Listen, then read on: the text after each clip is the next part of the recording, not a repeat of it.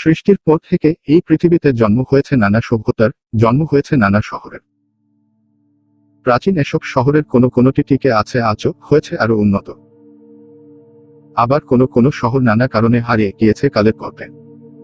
প্রাচীন নগরী আটলান্টিস থেকে রহস্যময় এলদোরাডো, এসব প্রাচীন হারিয়ে যাওয়া সভ্যতাগুলো আজও এদের নিজ নিজ রহস্যময় গল্প নিয়ে মানুষের মনে বেঁচে রয়েছে।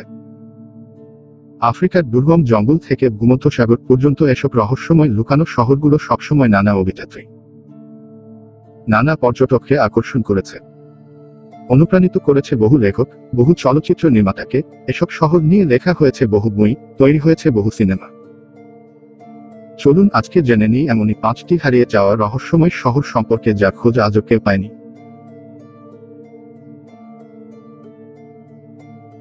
1. জেড এর হারানো শহর। 1925 সালে 3 জনের একটি দল British surveyor colonel Percy Harrison ফাউসেটের নেতৃত্বে ব্রাজিলের মাতো গ্রোসো এলাকার দুর্গম জঙ্গলে প্রবেশ করে। তাদের উদ্দেশ্য ছিল একটি প্রাচীন সভ্যতার ধ্বংসাবশেষ খুঁজে বের করা। ফাউসেট এই প্রাচীন শহরের নাম দিয়েছিলেন জেদের হারানো শহর। তবে দুঃখজনক ব্যাপার হলো এই 3 জনকে আর কোনো দিন খুঁজে পাওয়া যায়নি। শুধু তাই নয়,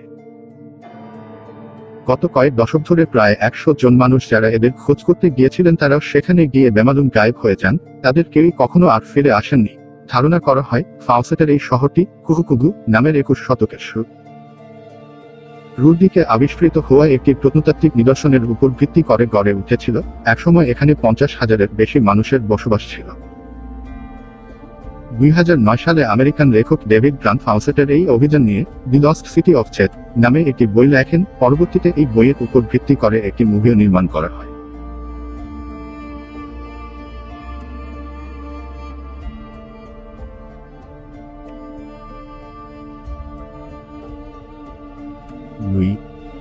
আটলান্টিস। সর্বপ্রথম 307 খ্রিস্টপূর্বে গ্রিক দার্শনিক প্লেটোর লেখায় আটলান্টিসের উল্লেখ পাওয়া যায়। প্রায় 2 সহস্রাব্দ ধরে এই রহস্যময় হারিয়ে যাওয়া শহরটি বহু অভিযাত্রী, গবেষক, ইতিহাসবিদের আকর্ষণের কেন্দ্রবিন্দু হয়ে রয়েছে। বলা হয়ে থাকে এই রহস্যময় দ্বীপটি ছিল খুবই বিস্তীর্ণ, শক্তিশালী একটি রাজ্যের রাজধানী ছিল এই দ্বীপটি। প্রযুক্তিগত দিক দিয়ে উন্নত এই দ্বীপের ছিল একটি প্রতিদ্বন্দ্বীহীন শক্তিশালী নৌবাহিনী। প্লেটোর বর্ণনানুসারে 9600 খ্রিস্টপূর্বে কোনো এক অজানা কারণে আগুন ও ভূমিকম্পময় ভয়ানক এক রাতে এই গোটা দ্বীপটাই ধ্বংস হয়ে যায়, ডুবে যায় পানির নিচে। ডুবে যাওয়া রহস্যময় এই শহরের খোঁজে এ পর্যন্ত অসংখ্য অভিযান চালানো হয়েছে, তবে গবেষকরা এখনো খুঁজে পাননি এই হারানো শহরটিকে। এদের মধ্যে সবচেয়ে সাম্প্রতিক অভিযানটির নেতৃত্ব দেন কানাডিয়ান ইসরায়েলি সাংবাদিক ও অনুসন্ধানী প্রত্নতত্ত্ববিদ সেমজা জ্যাকোভিচ। তার অংশীদার হিসেবে ছিলেন বিখ্যাত চলচ্চিত্র পরিচালক জেমস ক্যামেরন। জ্যাকোভিচ ও তার দল প্লেটোর লেখা থেকে বিভিন্ন সূত্র নিয়ে ও উন্নত প্রযুক্তির সাহায্যে সমুদ্রের তলদেশে হারানো শহরের ধ্বংসাবশেষের খোঁজ নেন। এ সময় তারা স্পেনের উপকূলে জিব্রাল্টার প্রণালীতে 6টি ব্রোঞ্জ যুগের পাথর নির্মিত নোঙর খুঁজে পান। এছাড়া আটলান্টিসের অন্য কোনো চিহ্ন তারা খুঁজে পাননি। তাদের এই আবিষ্কার প্রায় 4000 বছর পুরানো কোনো এক বৃহৎ সভ্যতাকে নির্দেশ করে। হতে পারে এগুলো সেই হারানো আটলান্টিসেরই অংশ।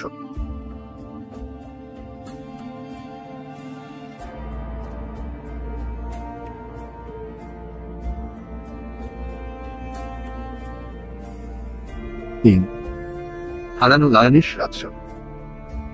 কিংবদন্তি অনুসারে লায়নিস রাজ্য ছিল ব্রিটেন সিসিলি দ্বীপে অবস্থিত বিশাল এক রাজ্য। কোনো একদিন বিশাল এই রাজ্যকে গিলে নেয় উত্তাল সমুদ্র।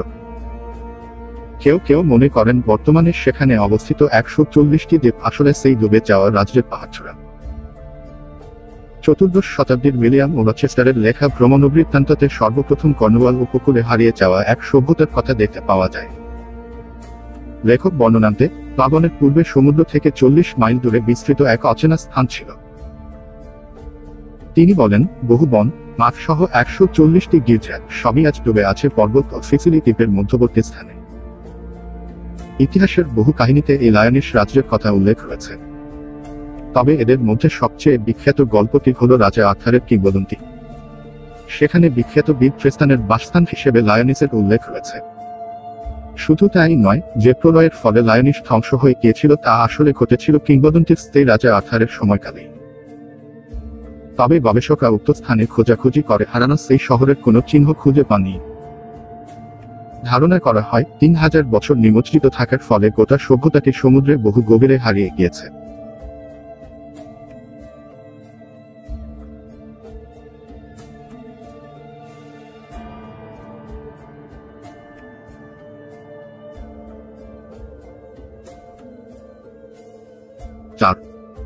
এল তোরাদো। স্বর্ণ নগরী এল তোরাদোর কিংবদন্তির উৎপত্তি হয় 16 শতাব্দীতে, যখন ইউরোপিয়ানরা নতুন বিশ্বে গুপ্তধন খোঁজার নেশায় মেতেছিল। বিশেষ করে স্পেন তৎকালীন সময় সব দখলদার ও অভিযাত্রীদের দক্ষিণ আমেরিকায় পাঠিয়েছিল যাতে তারা সেখানে থেকে সকল দামি জিনিস খুঁজে দখল করে নিয়ে আসতে পারে। এমন সময় গুজব ওঠে আদ্রিজ পর্বতচূড়ায় রয়েছে এক শহর যেখানে স্বর্ণের কোনো অভাব নেই, যেখানে রাজা সোনার গুড়ায় নিজের দেহ আবৃত করে রাখেন। এই গল্প থেকেই সেই শহরের নামকরণ করা হয় এল তোরাদো বা স্বর্ণমুড়া শহর। ইতিহাস জুড়ে বহু অভিযাত্রী এই শহর খুঁজে বেরিয়েছে, কিন্তু কেউই এই শহরটি আজ পর্যন্ত খুঁজে পায়নি। এই শহরের উপর ভিত্তি করে লেখা হয়েছে বহু উপন্যাস, অনেকগুলো চলচ্চিত্র নির্মাণ করা হয়েছে এল তোরাদো নিয়ে।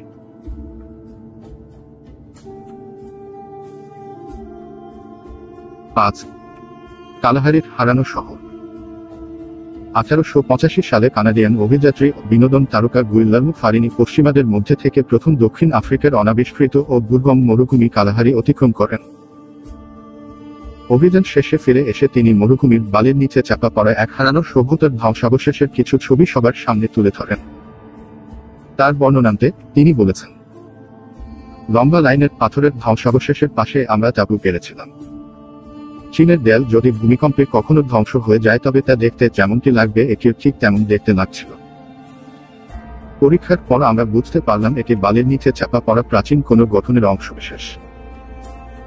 আমরা আশেপাশের কয়েক মাইলের মধ্যে এর অন্যান্য অংশের খোঁজ করলাম এবং ছড়িয়ে ছিটিয়ে থাকা মসৃণ পাথর দেখতে পেলাম।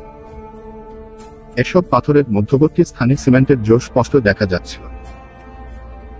20 শতাব্দীর জুড়ে প্রায় 1 ডজনের মতো অভিযাত্রী ফারিনির দেওয়া বর্ণনা অনুযায়ী কালাহারির এই হারানো সভ্যতার খোঁজ করেছেন, কিন্তু কেউ এর কোনো খোঁজ পাননি।